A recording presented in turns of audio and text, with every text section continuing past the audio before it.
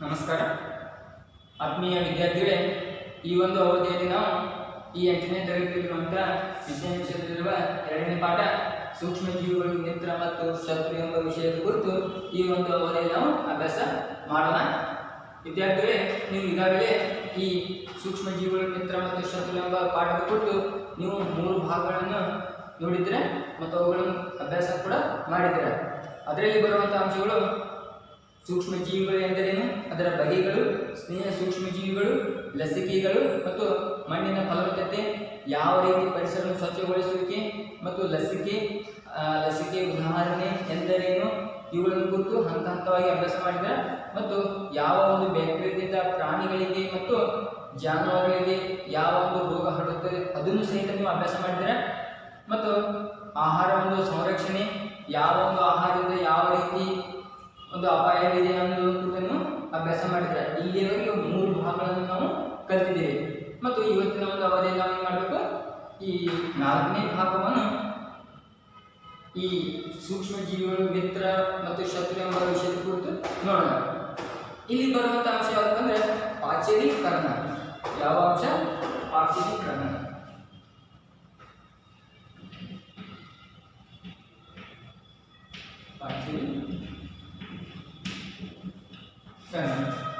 ವಿದ್ಯಾರ್ಥಿಗಳೇ, ನಿಮ್ಗೆ ಈಗಾಗಲೇ ಗೊತ್ತಿರುವ ಹಾಗೆ ಈ ಪಾಚರೀಕರಣ ಅಂದರೆ ಏನು?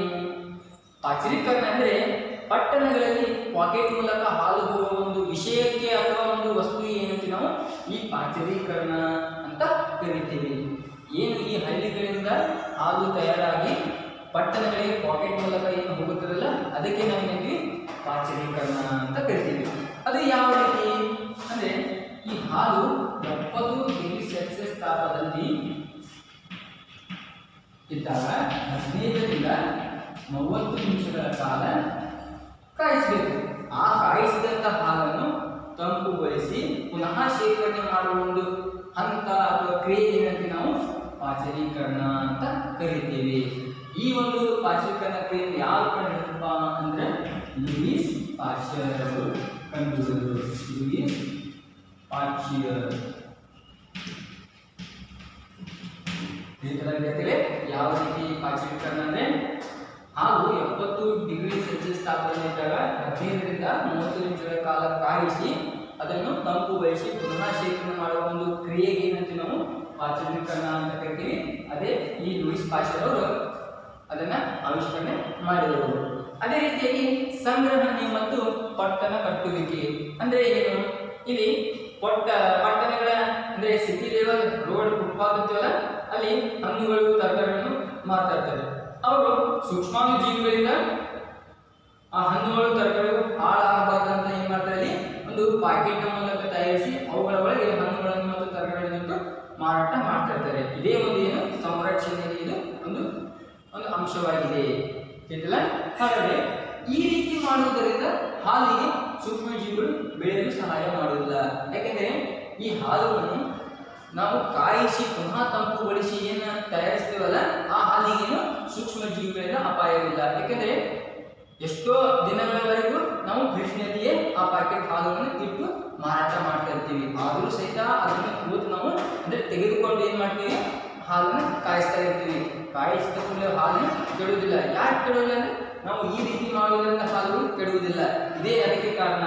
ಆ ಕಾರಣದಿಂದ ನಾವು ಪಾಚರೀಕರಣ ಮಾಡುವ ಒಂದು ಕ್ರಿಯೆ ಏನಂತೀವಿ, ಹಾಲು ಕೆಡುವುದಿಲ್ಲ ಅಂತ ಹೇಳ್ತೀವಿ. ಯಾಕೆ ಆ ರೀತಿ ಮಾಡ್ತಾರೆ ಅಂದ್ರೆ ಸೂಕ್ಷ್ಮ ಜೀವಿಗಳಿಂದ ಹಾಲು ಹಾಳಾಗಬಾರದಂತ ಈ ಕ್ರಿಯೆ ಮಾಡುತ್ತಾರೆ. ಅಂದ್ರೆ ಇದನ್ನು ಮಾಡಿದ್ರೆ ಸೂಕ್ಷ್ಮ ಜೀವಿಗಳು ಬೆಳೆಯುವುದಿಲ್ಲ ಅಂತ ನಾವು ತಿಳ್ಕೊಳ್ಬೇಕು. ಇನ್ನು ನೈಟ್ರೋಜನ್ ಸ್ಥಿರೀಕರಣ. ಈ ನೈಟ್ರೋಜನ್ ಸ್ಥಿರೀಕರಣ ಅಂದ್ರೆ ಏನು? ಈ ನೈಟ್ರೋಜನ್ ಸ್ಥಿರೀಕರಣ ಆಗಲಿಕ್ಕೆ ಯಾವ ಒಂದು ಬ್ಯಾಕ್ಟೀರಿಯಾ ಕಾರಣ ಅಂದ್ರೆ ರೈಜೋಬಿಯಂ ಬ್ಯಾಕ್ಟೀರಿಯಾ ಕಾರಣ. ಯಾವ ಬ್ಯಾಕ್ಟೀರಿಯಾ? ರೈಜೋಬಿಯಂ ಬ್ಯಾಕ್ಟೀರಿಯಾ ಕಾರಣ.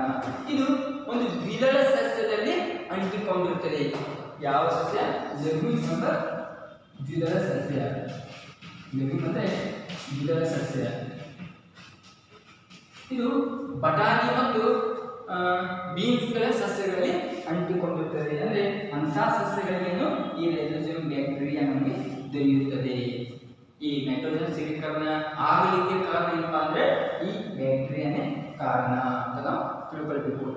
ಇದು ಇನ್ನೊಂದು ಕಾರಣ, ಮಿಂಚುವಿಕೆಯ ಒಂದು ಕ್ರಿಯೆಯಿಂದ ಏನಿದೆ ನೈಟ್ರೋಜನ್ ಸ್ಥಿರೀಕರಣ ಆಗುತ್ತದೆ. ಏನು ಮಿಂಚುವಿಕೆಯ ಒಂದು ಕ್ರಿಯೆಯಿಂದ ಏನು ನೈಟ್ರೋಜನ್ ಸ್ಥಿರೀಕರಣ ಆಗುತ್ತದೆ ಅಂತ ನಾವು ತಿಳ್ಕೊಳ್ಬೇಕು. ಹಾಗಾದ್ರೆ ಮುಂದಿನ ಒಂದು ಅಂಶ ಏನಪ್ಪಾ ಅಂದ್ರೆ ನೈಟ್ರೋಜನ್ ಚಕ್ರ. ಈ ನೈಟ್ರೋಜನ್ ಚಕ್ರ ಅಂದ್ರೆ ಏನು? ನಿಮ್ಗೆ ಈಗಾಗಲೇ ಗೊತ್ತಿರುವ ಹಾಗೆ ನೈಟ್ರೋಜನ್ ನಮ್ಮ ವಾತಾವರಣದಲ್ಲಿ 78% ದೊರೆಯುತ್ತದೆ. ಇನ್ನು ನಮ್ಮ ವಾತಾವರಣದಲ್ಲಿ 78% ನೈಟ್ರೋಜನ್ ಇದೆ. ಹಾಗಾದ್ರೆ ಯಾವ ರೀತಿ ನೈಟ್ರೋಜನ್ ನಮಗೆ ದೊರೆಯಿತು ಮತ್ತೆ ಯಾವ ರೀತಿ ಇರುತ್ತದೆ ಅಂತ ನಾವು ನೋಡೋಣ. ನೈಟ್ರೋಜನ್ ಚಕ್ರ.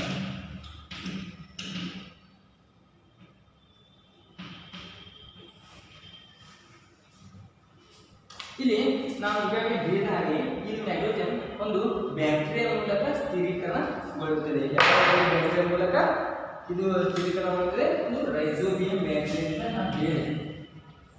ನೈಟ್ರೋಜನ್ ಬ್ಯಾಕ್ಟೀರಿಯಾ ಮೂಲಕ ಸ್ಥಿರೀಕರಣಗೊಳ್ಳುತ್ತದೆ. ಸ್ಥಿರೀಕರಣ ಅದು ಯಾವ ಬ್ಯಾಕ್ಟೀರಿಯಾ? Rhizobium bacteria. ಇನ್ನೊಂದು ಬ್ಲೂ ಅಲಿಗಿ ಅಂತ ಇದೆ, ನೀಲಿ ಶೈವಲ, ಅದು ಕೂಡ ಇದೆ. ನಿಮ್ಮ ಪಾಠದಲ್ಲಿ ಇಲ್ಲ, ಆದರೂ ಹೇಳ್ತಾ ಇದ್ದೀನಿ. ಇದು ರೈಜೋಬಿಯಂ ಬ್ಯಾಕ್ಟೀರಿಯಾದಿಂದ ಇದು ನೈಟ್ರೋಜನ್ ಸ್ಥಿರೀಕರಣಗೊಳ್ಳುತ್ತದೆ. ಇಲ್ಲಿಂದ ಏನಾಗ್ತದೆ? ಇಲ್ಲಿಂದ ನೇರವಾಗಿ ನೈಟ್ರೋಜನ್ ಸಂಯುಕ್ತಗಳಾಗಿ ಪರಿವರ್ತನೆಗೊಳ್ಳುತ್ತದೆ. ಇನ್ನು ನೈಟ್ರೋಜನ್ ಸಂಯುಕ್ತಗಳಾಗಿ ಪರಿವರ್ತನೆಗೊಳ್ಳುತ್ತದೆ. ನೈಟ್ರೋಜನ್ ಸಂಯುಕ್ತಗಳಾಗಿ ಪರಿವರ್ತನೆಗೊಳ್ಳುತ್ತದೆ.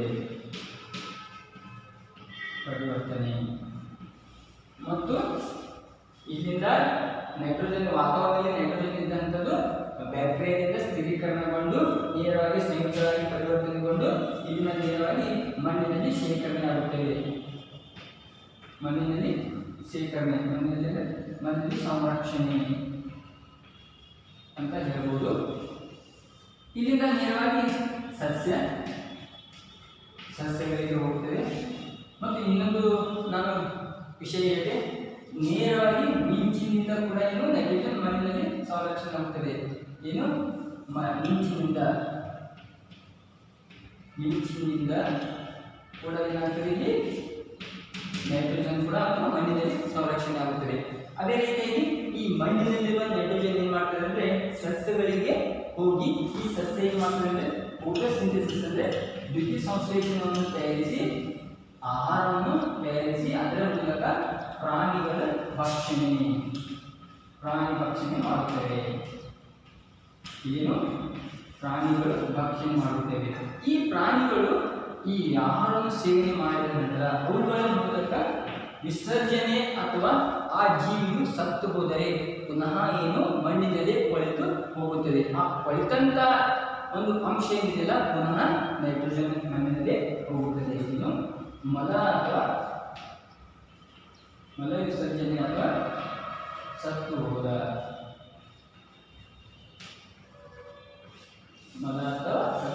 ಒಂದು ಏನು ಜೀವಿಯ ಅಂತ ತಿಳ್ಕೊಳ್ಬೇಕು. ಇಲ್ಲಿನು ಮಲ ಅಥವಾ ವಿಸರ್ಜನೆ ಅಥವಾ ಸತ್ತು ಹೋದ ಇಲ್ಲಿನು ಮಣ್ಣಿನಿಂದ ಸಂರಕ್ಷಣೆ ಆದ ಒಂದು ನೈಟ್ರೋಜನ್ನಿಂದ ನೇರವಾಗಿ ಸಸ್ಯಗಳು ಪಡೆದುಕೊಳ್ಳುತ್ತವೆ. ಈ ಪಡೆದುಕೊಂಡಂತ ಸಸ್ಯಗಳು ಆಹಾರವನ್ನು ತಯಾರಿಸುತ್ತದೆ. ಯಾವ ಮೂಲಕ? ದ್ಯುತಿ ಸಂಶ್ಲೇಷಣೆಯ ಮೂಲಕ, ಫೋಟೋಸಿಂಥೆಸಿಸ್. ಅದರ ಮೂಲಕ ಪ್ರಾಣಿಗಳನ್ನು ಸೇವನೆ ಮಾಡ್ತವೆ. ಈ ಸೇವನೆ ಮಾಡಿದಂತ ಪ್ರಾಣಿಗಳು ಏನು ಮಾಡ್ತವೆ? ಮಲ ವಿಸರ್ಜನೆ ಅಥವಾ ಸತ್ತು ಹೋಗುತ್ತವೆ. ಆ ಸತ್ತು ಹೋದ ಮಲ ವಿಸರ್ಜನೆಯಿಂದ ನೇರವಾಗಿ ಮತ್ತು ಮಣ್ಣಿನಲ್ಲಿಯೇ ಸಂರಕ್ಷಣೆ ಆಗುತ್ತದೆ. ಆ ಮಣ್ಣಿನಲ್ಲಿ ಸಂರಕ್ಷಣೆ ಆದದ್ದು ನೇರವಾಗಿ ಮತ್ತೆ ಬ್ಯಾಕ್ಟೀರಿಯಾದಿಂದ ಸಂಯುಕ್ತಗಳಾಗುತ್ತವೆ. ಇನ್ನು ಬ್ಯಾಕ್ಟೀರಿಯಾದಿಂದ ಸಂಯುಕ್ತಗಳು ಪುನರಾವರ್ತನೆ ಆಗುತ್ತವೆ. ಸಂಯುಕ್ತಗಳು ಪರಿವರ್ತನೆ ಇದರಿಂದ ನಿಮ್ಗೆ ಈಗಾಗಲೇ ಗೊತ್ತಿರಬೇಕು ಮತ್ತು ನೇರವಾಗಿ ವಾತಾವರಣದಲ್ಲಿ ಬರುತ್ತೇವೆ. ಇದೇನು ನಿಮ್ಮ ನೈಟ್ರೋಜನ್ ಚಕ್ರ. ತುಂಬಾ ಸುಲಭವಾಗಿದೆ ಅಂತ ಕನ್ಫ್ಯೂಸ್ ಮಾಡಬೇಡಿ. ಮತ್ತೆ ಹೇಳ್ತೀವಿ, ನಮ್ಮ ವಾತಾವರಣದಲ್ಲಿರುವ ನೈಟ್ರೋಜನ್ ಚಕ್ರ ನೇರವಾಗಿ ಬ್ಯಾಕ್ಟೀರಿಯಾದಿಂದ ಸ್ಥಿರೀಕರಣಗೊಂಡು ಅದರಿಂದ ಸ್ಥಿರೀಕರಣಗೊಂಡ ನಂತರ ಸಂಯುಕ್ತಗಳಾಗಿ ಅಂದರೆ ಕಾಂಪೌಂಡ್ಗಳಾಗಿ ಪರಿವರ್ತನೆಗೊಳ್ಳುತ್ತವೆ. ಆ ಕಾಂಪೌಂಡ್ಗಳು ಸಂಯುಕ್ತಗಳು ಏನಿವೆಲ್ಲ ಪರಿವರ್ತನೆಗೊಂಡ ನಂತರ ಮಣ್ಣಿನಲ್ಲಿ ಶೇಖರಣೆ ಆಗುತ್ತವೆ. ಆ ಶೇಖರಣೆ ಆದಂತಹ ಒಂದು ನೈಟ್ರೋಜನ್ ಇದೆಯಲ್ಲ ಸಸ್ಯಗಳು ಉಪಯೋಗಿಸಿಕೊಂಡು ಆಹಾರವನ್ನು ತಯಾರಿಸಿಕೊಂಡ ನಂತರ ದ್ವಿತೀಯ ಸಂಶ್ಲೇಷಣೆ ಕ್ರಿಯೆಯ ಮೂಲಕ ತನ್ನ ಆಹಾರವನ್ನು ತಯಾರಿಸಿಕೊಳ್ತೇವೆ. ಅದರಿಂದ ಪ್ರಾಣಿಗಳು ಭಕ್ಷಣೆ ಮಾಡ್ತವೆ, ಭಕ್ಷಣೆ ಅಂದರೆ ಸೇವಿಸ್ತವೆ. ಅದರ ನಂತರ ಮಲ ವಿಸರ್ಜನೆ ಅಥವಾ ಜೀವಿ ಸತ್ತು ಹೋಗಿರ್ಬೋದು. ಆ ಒಂದು ಜೀವಿ ಸತ್ತು ಹೋದ ನಂತರ ಆ ಸತ್ತಂತ ಒಂದು ದೇಹದಿಂದ ಅಥವಾ ಆ ಜಾಗದಲ್ಲಿರುವಂತಹ ಬ್ಯಾಕ್ಟೀರಿಯಾಗಳು ಪುನಃ ಸಂಯುಕ್ತವನ್ನು ಪರಿವರ್ತನೆಗೊಳ್ಳುತ್ತವೆ. ಆ ಪರಿವರ್ತನೆಗೊಂಡಂತಹ ಒಂದು ಏನು ನೈಟ್ರೋಜನ್ ಇದೆ ಮತ್ತು ನೇರವಾಗಿ ನಮ್ಮ ವಾತಾವರಣದಲ್ಲಿ ಬರುತ್ತದೆ. ಇದು ನಿಮ್ಮ ನೈಟ್ರೋಜನ್ ಚಕ್ರ. ತುಂಬಾ ಈಸಿಯಾಗಿದೆ, ಕನ್ಫ್ಯೂಸ್ ಮಾಡ್ಕೊಳ್ಳಿ, ಸರಿಯಾಗಿ ಇನ್ನೊಮ್ಮೆ ನೋಡಿ ನಿಮಗೆ ಬರುತ್ತದೆ. ಇಲ್ಲಿಯವರೆಗೆ ನಿಮ್ಮ ಇದು ಸೂಕ್ಷ್ಮ ಜೀವಿಗಳು ಮಿತ್ರ ಮತ್ತು ಶತ್ರು ಎಂಬ ಪಾಠ ಇಲ್ಲಿಯವರೆಗೆ ಮುಕ್ತಾಯಗೊಂಡಿತ್ತು. ಇಲ್ಲಿಯ ಈ 4 ಭಾಗಗಳಿಂದ ಸೂಕ್ಷ್ಮ ಜೀವಿಗಳು ಮಿತ್ರ ಮತ್ತು ಶತ್ರು ಎಂಬ ಪಾಠದ ಕುರಿತು ಈ 4 ಭಾಗಗಳು ಸಂಕ್ಷಿಪ್ತವಾಗಿ ವಿವರಣೆಯನ್ನು ನಾನು ಹೇಳಿದ್ದೀನಿ, ನೀವು ತಿಳ್ಕೊಂಡಿರ ಅಂತ ನಾನು ತಿಳ್ಕೊಳ್ತೀನಿ. ಇನ್ನು ಈ ಪಾಠದ ಬಗ್ಗೆ ಕುರಿತು ನೀವು ಅಭ್ಯಾಸವನ್ನು ಮಾಡಿ ಮುಂದಿನ ಅವಧಿಯಲ್ಲಿ ನಾವು ಮುಂದಿನ ಪಾಠದೊಂದಿಗೆ ಬರ್ತೀನಿ. ಅಲ್ಲಿಯವರೆಗೆ ನಮಸ್ಕಾರ.